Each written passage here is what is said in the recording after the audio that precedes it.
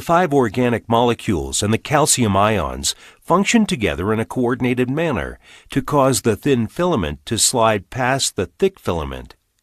We will first show an animation of a single cross-bridge cycle and then describe this process step by step.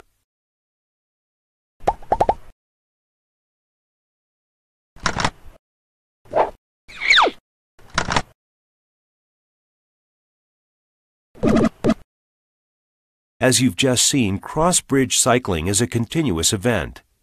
For the purposes of easier understanding, however, let's break it down into 6 separate steps. 1.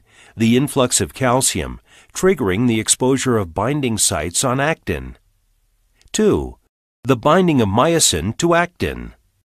3. The power stroke of the myosin head that causes the sliding of the thin filaments. 4. The binding of ATP to the myosin head, which results in the myosin head disconnecting from actin. 5. The hydrolysis of ATP, which leads to the re-energizing and repositioning of the myosin head. 6. The transport of calcium ions back into the sarcoplasmic reticulum. The first step is exposing actin's binding sites. When a muscle cell is stimulated, the action potential brings about the release of calcium ions from the terminal cisternae of the sarcoplasmic reticulum. The calcium ions flood into the cytosol and bind to the troponin. This causes tropomyosin to shift, exposing the binding sites on actin. When a binding site on actin is exposed, an energized myosin head can bind to it, forming a cross-bridge.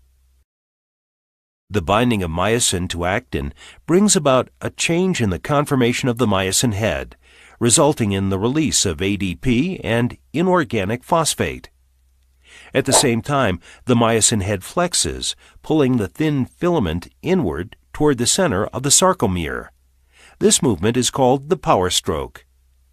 The chemical energy of ATP has been transformed into the mechanical energy of a muscle cell contraction. In order to disconnect the myosin head from actin, an ATP molecule must bind to its site on the myosin head. The release of the myosin head from actin triggers the hydrolysis of the ATP molecule into ADP and inorganic phosphate. Energy is transferred from ATP to the myosin head, which returns to its high-energy conformation. In the final step, calcium is actively transported from the cytosol back to the sarcoplasmic reticulum by ion pumps. As the calcium is removed, the tropomyosin again covers the binding sites on actin.